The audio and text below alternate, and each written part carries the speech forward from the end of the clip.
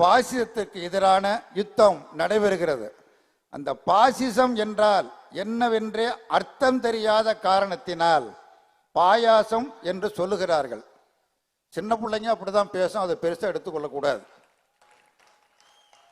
பாயாசத்துக்கும் பாசிசம் தெரியாது, பாசிசத்தை பற்றியே தெரியாது. அதை தெரிந்து கொள்ள வேண்டும், படிக்க வேண்டும். ஹிட்லரை பற்றியான புத்தகங்கள் இருக்கிறது, அதையெல்லாம் படித்து அரசியலுக்கு ஆர்வம் காட்டுகிறவர்கள் தெரிந்து கொள்ள வேண்டும். அது எவ்வளவு கொடுமையானது. 2 கோடி பேரை பலி கொண்டது பாசிசம், ஒருவர் இருவரை அல்ல, 2 கோடி பேரை பலி கொண்டது பாசிசம். அந்த பாசிசத்தை பற்றி தெரியாமலே பேசிக்கொண்டிருக்கிறார்கள். இன்றைக்கு ஒன்றியத்தில் நடைபெற்றுக் கொண்டிருக்கிற ஆட்சி, நான் சுருக்கமாக முடித்து விடுகிறேன், மாசு பின்னாடியே நிற்கிறார். ஒன்றியத்தில் நடைபெற்றுக் கொண்டிருக்கிற ஆட்சி ஜனநாயக ஆட்சி அல்ல, சர்வாதிகார ஆட்சி, பாசிச ஆட்சி.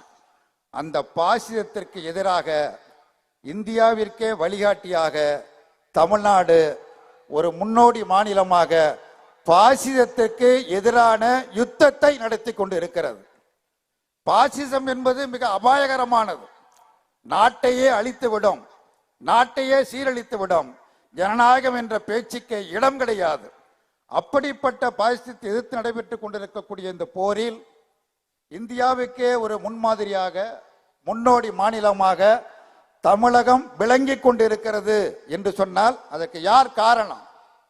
23 தலைவர்கள், 23 அழகான மலர்கள். அந்த அழகான மலர்கள் தனித்தனியாக இருந்தன, அழகான ரோஜா மலர்கள். அத்தனை மலர்களையும் ஒன்றுவிடாமல் சேர்த்து, அழகாக சேர்த்து, ஒவ்வொன்றாக அதை கோர்த்து ஆக பெரும் அழகிய மாலையாக கோர்த்த பெருமை நம்முடைய மாண்புமிகு முதலமைச்சருக்கு உண்டு. இது தேர்தலுக்காக உருவாக்கப்பட்ட அணி அல்ல.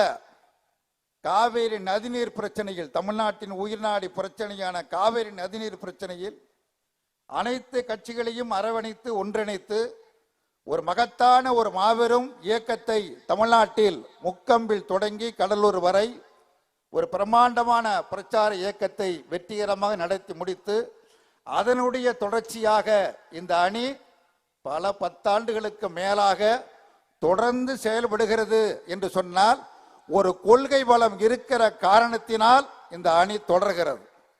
அதை உருவாக்கிய பெருமை முதலமைச்சருக்கு உண்டு. அந்த கொள்கை பலத்தோடு பணியை தொடருவோம், எதிரிகளை வீழ்த்துவோம். மீண்டும் முதலமைச்சருக்கு வாழ்த்துக்கள்.